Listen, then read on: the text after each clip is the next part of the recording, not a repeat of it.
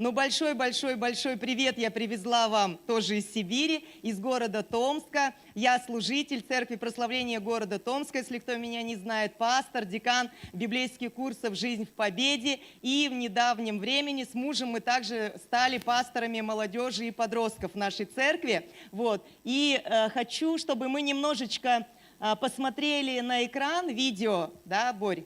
Идет оно уже? Вот это привет из нашего храма, вот наша церковь. Вот. И сегодня я хотела бы тоже говорить о церкви, друзья. Хотела бы говорить о Доме Божьем, который мы все вместе с вами, Господь нас избрал, призвал, поставил, чтобы мы много плода приносили и церковь Божью созидали. Вот. И поэтому сегодня богослужение у нас будет, проповедь посвящена строительству Дома Божьего. Это домашние группы, мой муж ведет, это братская домашка, передает вам привет, где мой муж пастор. Следующее, мы сегодня, как вы уже сейчас догадаетесь, это моя домашняя лидерская группа, это мой сын Марк ведет домашнюю группу. И это моя дочка Дина, вот голубоглазненькая, тоже ее домашняя группа. Вот, так что передаем вам всем приветы. И сегодня я хотела бы говорить, да, о росте, о пробуждении, о церкви вообще, которую каждый из нас, мы Богом призваны строить и созидать. Интересно, Петр так написал, что мы с вами, как живые камни, строим из себя дом духовный, церковь Божью. И знаете, друзья, мы не вслепую строим церковь, мы строим по образцу, который Господь нам дал в Своем Слове. И вы видите сегодня это потрясающее место, храм, который тоже мы строим все вместе в городе Томске. От нашего пастора большой-большой привет, его все знают в России как отец Тихон. Олег Тихонов. Можно увидеть его свидетельство везде в Ютубе. И это на самом деле удивительный человек, которого Господь спас в 99 году. Он прошел реабилитацию в реабилитационном центре города Ачинска. До этого был в тяжелой наркотической зависимости, пытался покончить жизнь самоубийством. Веревка порвалась, и буквально через 2 недели он попадает, узнает о Боге, принимает молитву покаяния, попадает в реабилитационный центр, где 4 месяца реабилитации проходит, он возвращается в свой родной город, в город Томск, и он начинает, и у него было только одно желание – помочь хотя бы одному наркоману, которые вот мрут как мухи, да, и он просто берет свою квартиру, у него была в то время уже жена Юлия Геннадьевна, она тоже пастор в нашей церкви. У него был маленький ребенок, первый вот Никита. И он жил в двухкомнатной маленькой такой квартирке в неблагополучном районе нашего города. И он берет прямо к себе домой наркоманов и начинает им рассказывать о Христе, молиться. И так начинается реабилитационная работа в нашем городе. Юля, его супруга, она переселяется в соседнюю комнату, а в другой комнате полный дом наркоманов, алкоголиков. Они получают свободу, начинают спасаться и приходить, естественно, их мамочки. И вот так рождается наша церковь с реабилитационной работы, помощи нарко-алкозависимым из домашней группы. Поэтому сегодня, друзья, мы рады, да, что Господь такую работу совершает. И для нас радостная новость, что Он вот из любого человека может взять и использовать его для своей славы. И я уверена, что у нашего Господа великие планы не только для города Томска, где реально мы находимся сейчас в пробуждении. Это тысячная церковь, это 190 домашних групп на сегодняшний день, и мы будем праздновать 25-летие нашей церкви. Но я также вижу пробуждение, которое идет здесь, в Якутске. Я так рада, что началась здесь библейская школа. Я вижу благословенных студентов, чьи жизни они реально меняются от познания истины, от Слова Божьего. Мы встречались уже здесь с пасторами домашних групп в четверг, были семинары, и моя вот, знаете, душа, мое сердце так радуется, что работа Божья, она такая потрясающая, и она не просто где-то выборочна в одном городе, но она распространяется по всему лицу земли. Мы с вами в России живем в настоящем пробуждении, и нас с вами Господь для этого именно избрал, друзья. И это самое классное время, как сейчас сказали мне, да, дождь вижу. Это пусть дождь пробуждения будет во имя Иисуса Христа, который также изливается и на Якутию, потому что, знаете, нам нельзя успокоиться, что нам уже здесь тепло, классно, мы в классной вообще церкви такой находимся, но Господь желает, чтобы не просто мы с вами, 100-150 человек здесь спаслись, Он хочет, чтобы вся Якутия спаслась. Он хочет, чтобы весь Якутск спасся. И Он хочет это делать через нас с вами. Вот нас, таких обычных, казалось бы, простых людей, Он избрал для своих великих планов, чтобы мы были с вами этими живыми камнями, из которых Господь желает строить свой дом. И в книге «Деяния апостолов» во 2 главе мы читаем историю вот этого первого пробуждения. Когда рождается первая церковь, Иисус был восхищен, уже вообще не понимали, что им делать дальше. Они собрались в горнице, молились, и вот он день Пятидесятницы, сошествие Духа Святого. Каждый получил крещение, каждый начал говорить разными языками, и проповедовал апостол Петр Евангелие людям, которые стеклись огромным толпам народа. И 3000 человек после одной проповеди Петра присоединились сразу к церкви. Вы представляете, вот это что, как не пробуждение? Вот нам сейчас, да, 3000 раз из Якутска придут сюда и присоединятся к церкви. И дальше мы видим, друзья, план Божий для церкви. И мы с вами участники этого строительства. Это то, какой Господь Бог изначально создал свою церковь. И это то, как сегодня каждый из нас мы строим церковь по Божьему замыслу и по Божьему образцу. Когда эти 3000 человек присоединяются к церкви, мы читаем в Деяниях, они постоянно начинают пребывать. В чем? В определенных процессах, которые способствуют их духовному росту, духовному взрослению, духовной зрелости. Они постоянно и единодушно пребывают в чем?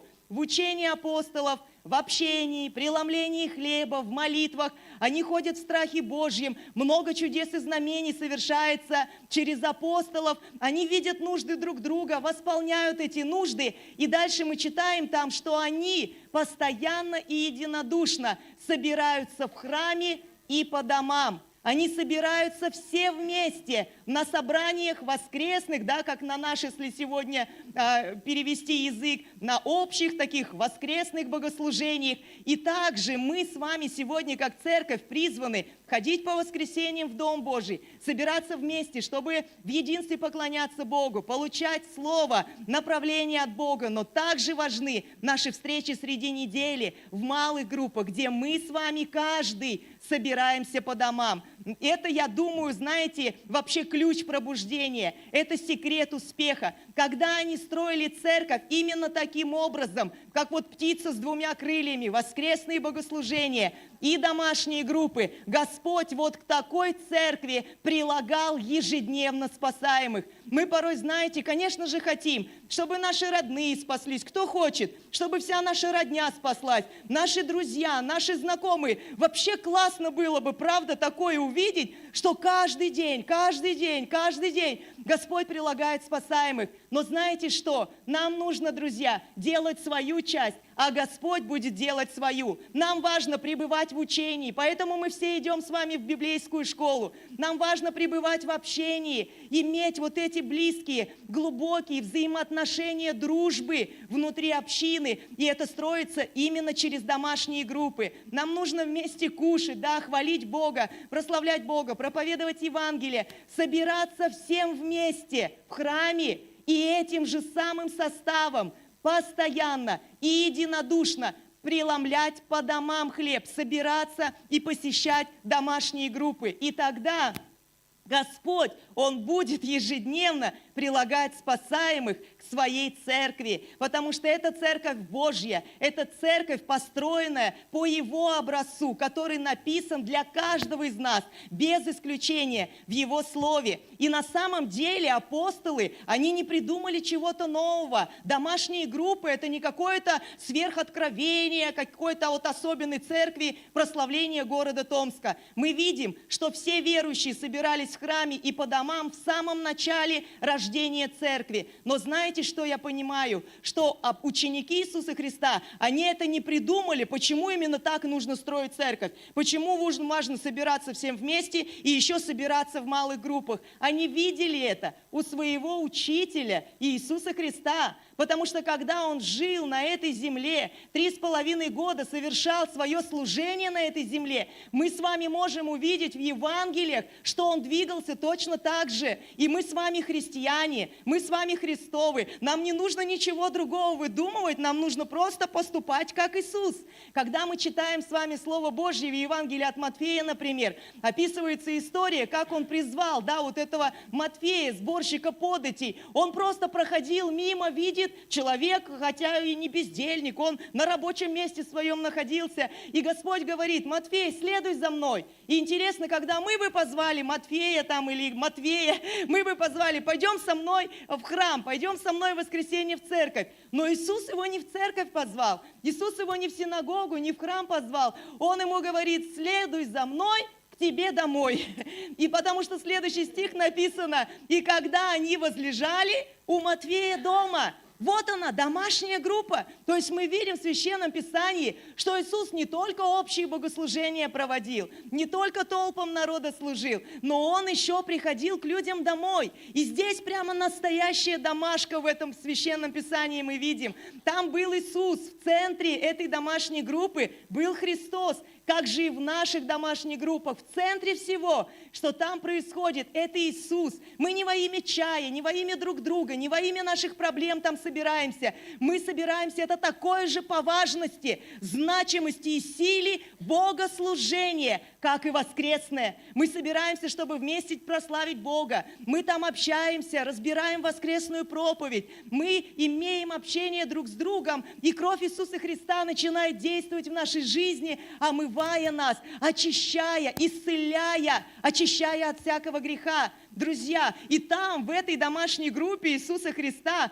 в центре был Иисус, там были еще его ученики. Вот она, картина домашней группы, классика жанра. И там было, что вы видите в Священном Писании? Много мытарей и грешников. Скажите аллилуйя. Вот идеальная домашняя группа. Нигде все святые сидят годами и проповедуют друг другу Слово Божье. Нам так неинтересно сидеть, уже будет через несколько дней, может быть, месяцев. Но когда домашняя группа настроена на достижение новых людей, и там много новых людей, там много мытарей и грешников, сердце Христа радуется, и наши сердца, они тоже радуются, потому что большей радости для нас, как для верующих, с вами нет, как видеть рождение детей духовных, как видеть спасение людей. Это одна из целей, предназначения, зачем нам собираться еще среди недели. На домашку мы можем приглашать наших друзей, наших знакомых. Может быть, у них есть какие-то твердыни, типа: в церковь вот я стесняюсь или не пойду. Но они могут в домашней группе познакомиться с верующими, познакомиться с Иисусом, услышать Слово Божье, получить молитву и наставление, и душепопечительскую какую-то помощь и поддержку. Следующая история, которую мы также читаем с вами в Евангелиях, в Евангелии от Луки. Когда Иисус выходит из синагоги, Он идет домой к Симону. И там дома у Симона большая проблема. Там у него больная теща.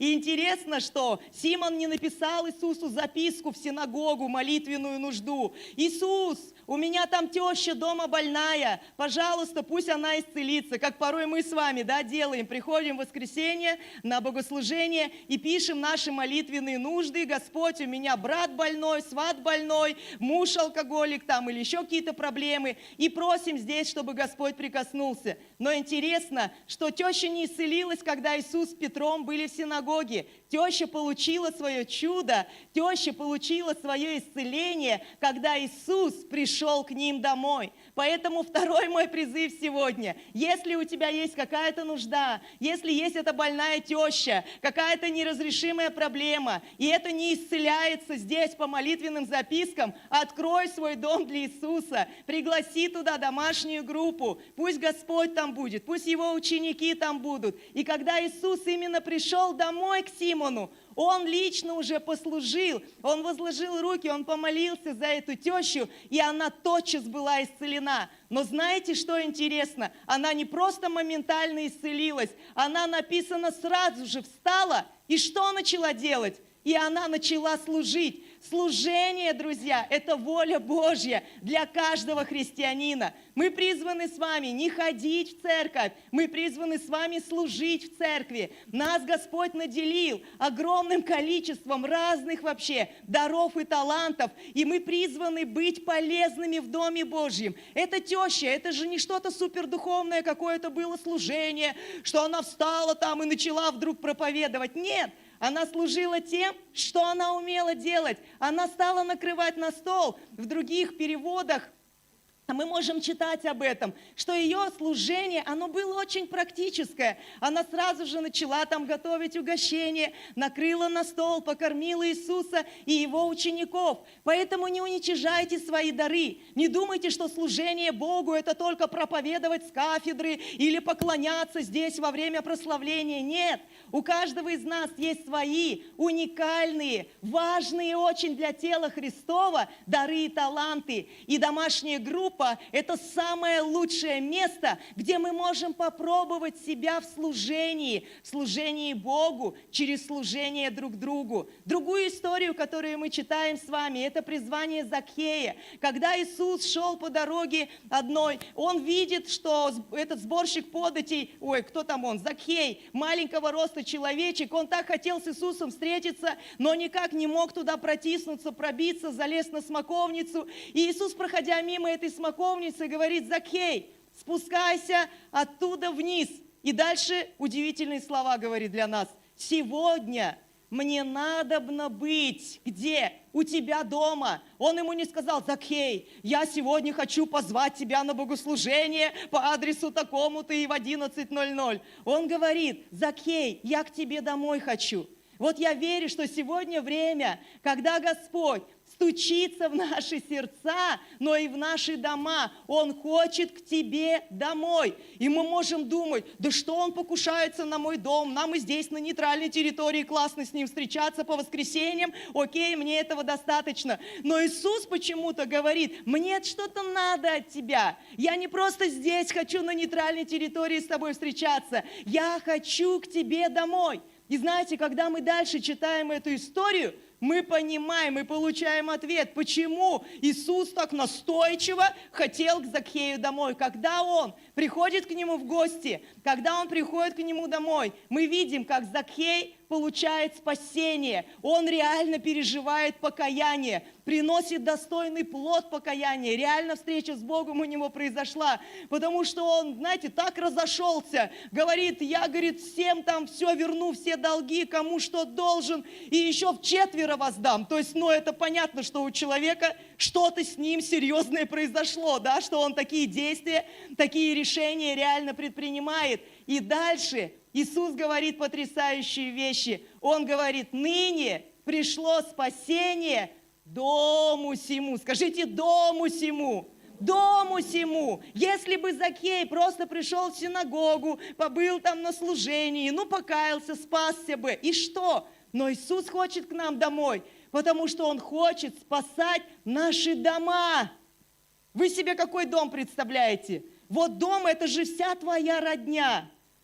Вот у меня муж с Осетии, это у них еще и все соседи, это тоже у них как близкие родственники. То есть там, когда мы узким кругом посидим, хоп, 150 человек пришло за столы, село, да, Кавказ.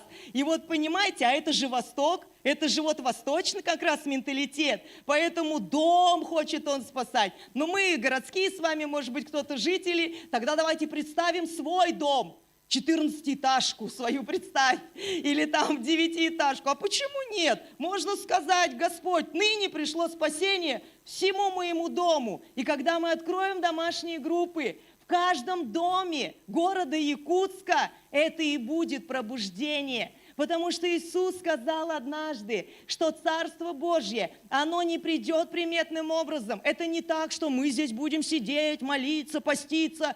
Как пробуждение там начнется, как они все к нам сюда побегут. Нет, Он говорит, Царство Божье, оно не придет приметным образом. Оно есть где? Оно есть внутри каждого из нас. И чем больше домов открыто, чем больше богослужений по всему городу у нас происходит, там приходит свет туда, Царство Божье туда вместе с нами и со Христом приходит. А это значит, что всякая тьма отступает. Поэтому, друзья, это здесь просто наша с вами общая ответственность. Каждому открыть уже не только свое сердце, свой дом, сказать: хорошо, Господь, все, вот я, возьми меня, пусть придут мои соседи, родные, близкие ко мне домой, будем пить чай и говорить о Христе, и говорить о Слове Божьем. Вот так оно и будет, это пробуждение. Когда мы начинали заниматься домашними группами, у нас было их сначала 1, 2, 3, 4, 5, потом их стало 50, и я тренировала лидеров и говорила: ребята, домашняя группа будет в каждом доме нашего города, а у нас их 5 всего домашек. И они сидели вот так на меня, смотрели, ну типа вообще, ты бредишь.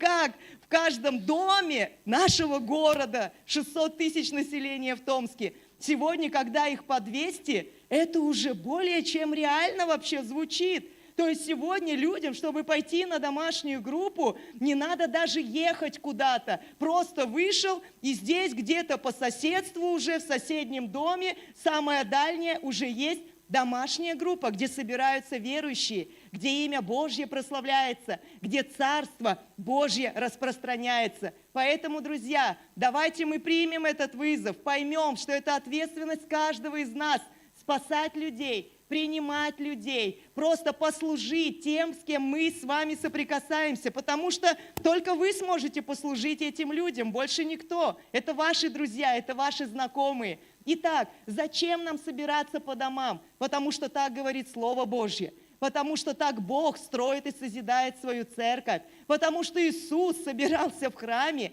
и по домам. Значит, это что-то очень ценное и очень важное. Зачем мы с вами ходим на домашние группы? Чтобы иметь общение друг с другом. Потому что формат воскресных богослужений – это очень поверхностное общение. Ну, мы все улыбаемся, типа: как дела, аллилуйя, все хорошо. Подошли, познакомились, улыбнулись. Но у нас внутри может быть много разных проблем, трудностей, да, каких-то, с чем мы боремся, с чем мы сражаемся. И Слово Божье говорит, что если мы ходим во свете, подобно как Он во свете, то мы имеем глубокое, открытое, искреннее, доверительное общение не просто с Богом, а друг с другом, друг с другом. И вот в этом общении, которое на домашних группах у нас происходит, начинает действовать кровь Иисуса Христа, которая омывает нас, очищает нас. От чего? От всякого греха.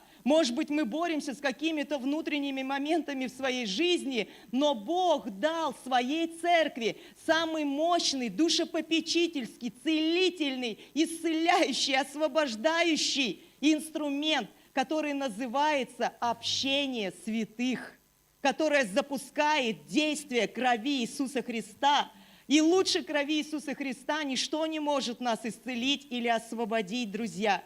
Поэтому у каждого человека должны быть друзья в церкви. У каждого человека на постоянной основе должно быть это общение. И, может быть, вы скажете: да у меня все нормально, я в этом не нуждаюсь, мне достаточно по воскресеньям ходить. Вы знаете, у нас бывают очень разные у всех периоды в нашей жизни. Сегодня, может быть, ты в этом не нуждаешься, и ты на коне, и ты в победе живешь. Как помните, эти друзья, которые 4 друзей принесли к Иисусу расслабленного на носилках. И, может быть, ты вот этот друг.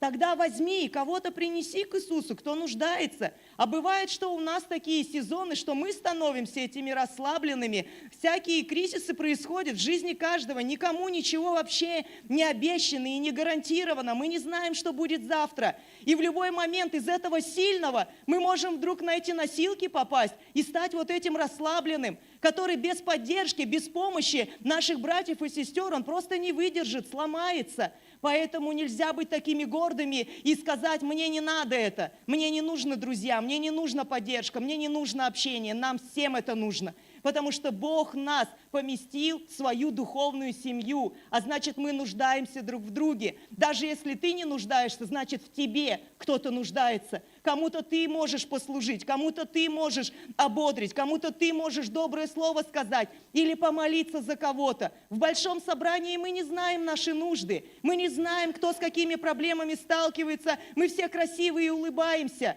Но в малых собраниях, где искренне открытые глубокие взаимоотношения, мы реально можем поддерживать друг друга, выслушивать друг друга, слова вдохновения, ободрения какие-то говорить, нести на носилках кого-то, если это нужно, друзья. Следующее – это цель домашней группы. Зачем мы ходим на домашки? Это служение. Как я начала сегодня в начале говорить о том, что каждый из нас одарен Богом. У каждого из нас, у Бога есть воля Его для нашей жизни. И это не просто там 3 служения, которые есть здесь на воскресных богослужениях, и дальше ты думаешь, ну я не служба порядка, я не левит, я не проповедник, как я могу служить Богу? Но именно в домашней группе самое лучшее место, где мы можем начинать служить, пробовать служить. И знаете, какое откровение сегодня скажу? 1 Петра 4:10 написано: служите друг другу. Каждый, скажите каждый. Мы призваны не сидеть в церкви, мы призваны служить друг другу каждый. Что мы здесь видим, друзья? Что служение Богу – это не такое что-то супердуховное. Служение Богу – это служение друг другу, друг другу, друг другу. Чем я могу тебе послужить? Ты скажешь, ты мне служишь своими дарами, ты учитель, ты меня учишь. Или пастор, он меня пасет, он за меня молится, он обо мне заботится. А я-то кто такой? Как я моему пастору могу послужить? Или как я там пастору домашней группы могу послужить? Или как тем, кто левиты и здесь ведут меня в поклонение? Как я, простой человек, могу послужить? Там дальше написано, тем даром, какой у тебя есть. Не нужно не своими дарами служить. У тебя есть какой-то дар. Что-то у тебя классно получается. Что-то к чему-то у тебя есть одаренные потребители. Мы не прихожане в церкви. Мы все в церкви служители. Потому что так о нас говорит Слово Божье. Служите друг другу, друг другу, друг другу. Каждый, без исключения, тем даром, какой получил. Как добрые домостроители, многоразличный. Благодать Божья она многоразлична. Может быть, ты булочки стряпаешь. Это дар. Это реально дар. Я за свою жизнь ни одной булочки не состряпала. Я учу целыми днями. Мне некогда эти булочки даже стряпать. И для меня это это как для тебя, как я учу сверхъестественный дар. А для меня учить это обычное дело. Но печь булочки это какая-то суперспособность вообще. Реально. Мы все разные. И свои дары Бог между нами взял и распределил, чтобы мы зависели друг от друга, чтобы мы вот эту любовь могли проявлять, служа каждый друг другу своими дарами и своими талантами. И тогда церковь растет, тогда она обогащается, тогда мы чувствуем себя здесь любимыми, потому что не я только служитель прихожу, а когда мы вкладываем друг в друга, тогда мы каждый можем переживать Божью благодать, Божью любовь и Божью заботу о нас. Вы понимаете, о чем я говорю? Нет здесь прихожан во имя Иисуса Христа с этого дня. Здесь все служители Божьи, все вообще пасторы домашних групп, потому что Господь хочет, чтобы все люди вообще спаслись и достигли познания истины. Если мы каждый 100 человек начнем домашнюю группу, у нас их уже 100 будет. Представьте, по всему Якутску 100 богослужений среди недели, где прославляется имя Христа и Царствие Божье распространяется. Давайте мы помолимся об этом, если вы не против. Откликнитесь на призыв. Если Господь стучится, и вы чувствуете, все, надо мне дом свой открыть, чтобы домашку к себе пригласить. Кто-то чувствует, время мое пришло, мне надо взять ответственность, позвать свою семью, друзей и начать с ними читать Слово Божье, стать пастором для этих людей. Добро пожаловать в служение. И в следующий раз, когда я приеду, мы уже договорились, что число домашних групп умножится, ну минимум удвоится, но должно, мне кажется, утроиться уже все. Давайте мы поднимемся и помолимся, друзья. Откликается на Него. Мы говорим, домашки – это классное место, чтобы спасать людей, чтобы приглашать туда людей, чтобы знакомить их там со Христом. Это классное место, где мы можем пробовать служить друг другу. И это классное место, где мы можем находить общение, дружбу и взаимную поддержку. Господь, спасибо Тебе за Твое Слово. Спасибо Тебе за образец первой церкви, которая находилась в реальном пробуждении. И Ты каждый день прилагал спасаемых. Мы мечтаем это увидеть. Мы хотим, чтобы в Якутии, в Якутске было это пробуждение, чтобы все люди спаслись и достигли познания истины. Мы хотим, чтобы наши друзья, все родственники, дети бывать в этом учении. Кому-то нужно открыть свой дом, чтобы позвать, принять у себя домашнюю группу. Кому-то нужно уже взять ответственность, чтобы стать пастором, вокруг себя собрать людей, друзей, знакомых и говорить им Слово Божье. Господь, я молюсь, чтобы каждый из нас, мы перестали мыслить о себе, что мы просто прихожане, но мы мыслили в соответствии со Словом Божьим, что мы каждый призваны служить друг другу теми дарами, которые Ты вложил от рождения в каждого из нас, чтобы мы вместе строили и созидали Твою церковь. Во имя Отца и Сына и Святого Духа. Аминь.